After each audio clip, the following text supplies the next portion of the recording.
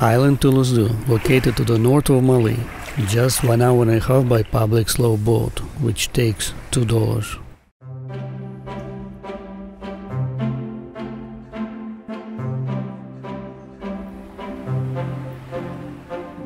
It's one of the easiest destinations to go from Mali. Speedboats go multiple times a day, and public slow boats go every day except on Friday. It's not like that on every public island. Island Tulusdhoo and islands nearby are specializing in surfing industry. Hotels will have already surfboards ready for you and surfing instructors. For $10 they will take you to the waves and bring you back. Or there are some packages you can save money with.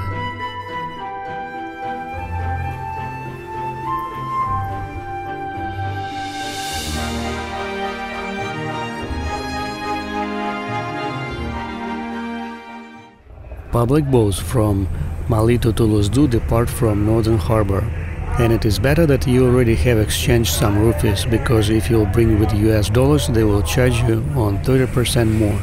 Because of a low exchange rate, they will require $3 instead of $2 for the fare. Usually there is enough space for everyone, even for the cargo. I booked the cheapest lodging on booking.com just on the day of arrival, and it was hostel for $35. Sea retreats. It was nice hostel, totally worth the money, and it was more than half empty, because it was already end of the season, May.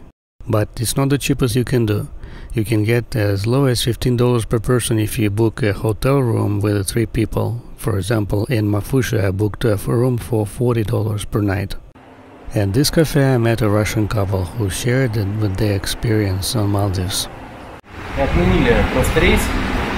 They came here from Goa because of the cancelled return flight. They got unlucky by choosing not very popular island, Himafushi. There was nothing for tourists, only professional surfing spot nearby. And it was a boring couple days before they moved to Tulusdhoo.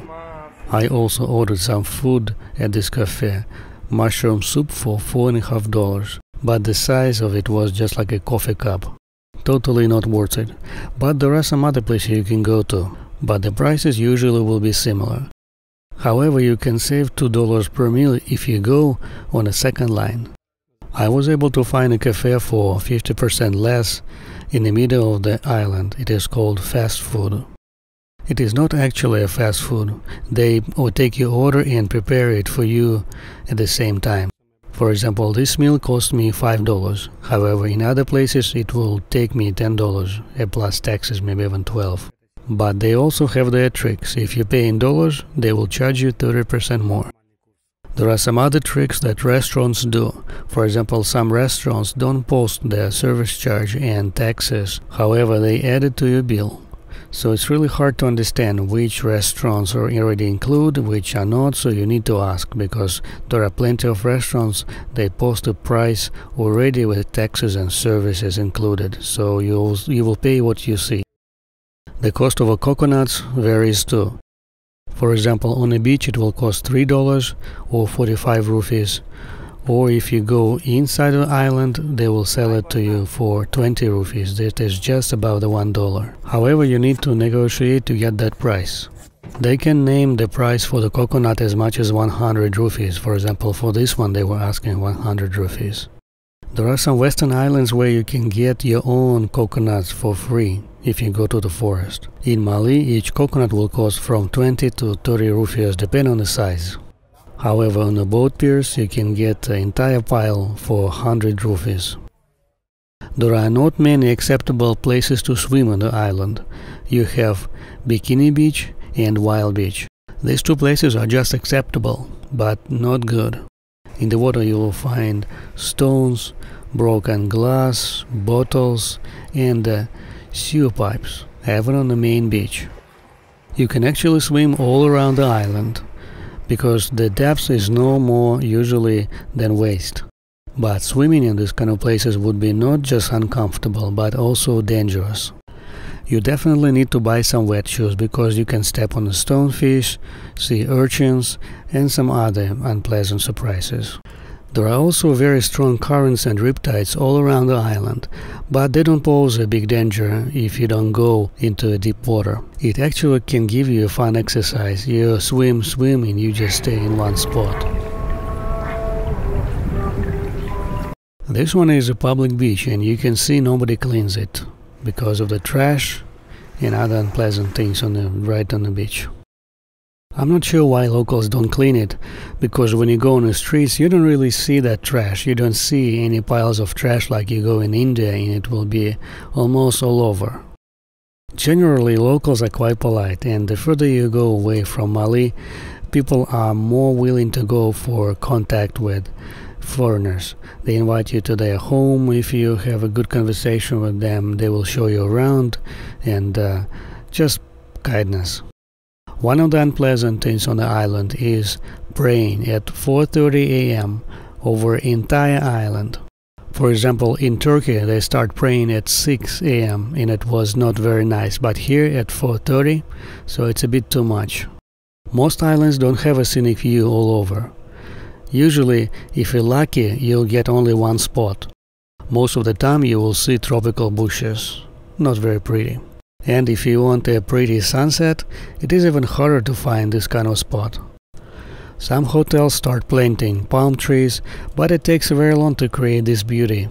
Most tourist guides will tell that there is a bridge to this island, and I'm not sure why locals are not fixing it. There is nothing good on this island for tourists, except of surfers can go on it and get access to the good wave without paying $10 for it. The sand on the beaches is not really a sand we usually see in the rivers. It is a broken up coral. And in some beaches that coral is still huge, so it's not very comfortable to walk on it. Maybe it's a very good massage for your steps, but definitely not a comfortable experience for your vacation. There is not much for the tourists on the western part of the island except of a kids' playground, but that is more likely for the locals.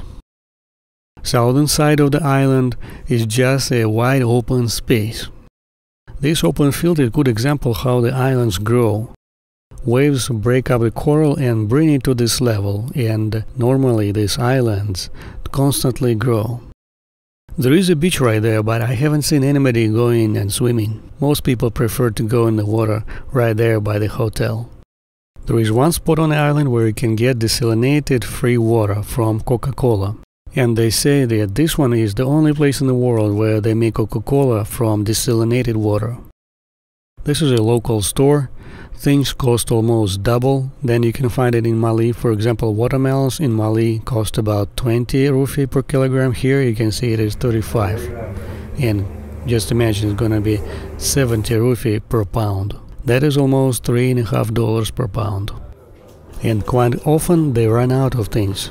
For example, I was looking for papaya. I went through almost 3 or 4 stores and I was not able to find it.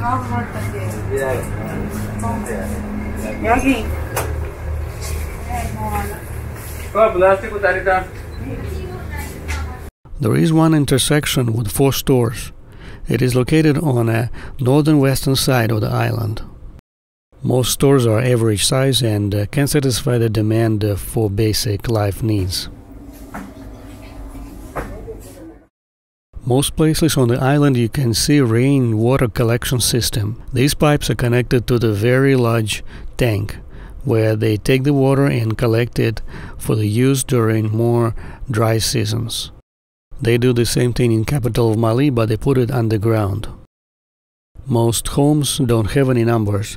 They just post the name of the family that live in there. I have figured out, so if you need to find somebody, you need to ask locals for directions, which family lives where. Surfboard rentals cost $25 a day. However, you can rent for $5 an hour. And usually when you go on waves, you don't spend more than 2 hours. There are 2 spots for the surfing on this island with the big waves, and very small waves on that island where you can just paddle or hire a boat to take you for $10. I feel the same. It's overpriced. Everything, the boat, the food, everything. It's too much expensive for this kind of place. Yeah. And the problem that you are stuck on the island, you cannot go anywhere else. Everywhere will be quite expensive, you know. I like the points here, the surfing points. They are amazing. But all the rest about the island, I agree with you about the price, about the dirt and the... This beach scenery is not good enough for me. From Maldives I expect more. Beach without stones, clean water, palms hanging over the water, so a bit more scenic than this. I would expect the most not to see these sewer pipes going right on the beach into the water, every 100 feet. Some of them are broken, leaking, and locals tell different kind of stories. Some say, oh, we have already a sewer system that functions, and others say, oh, it's just for storm waters from the rain.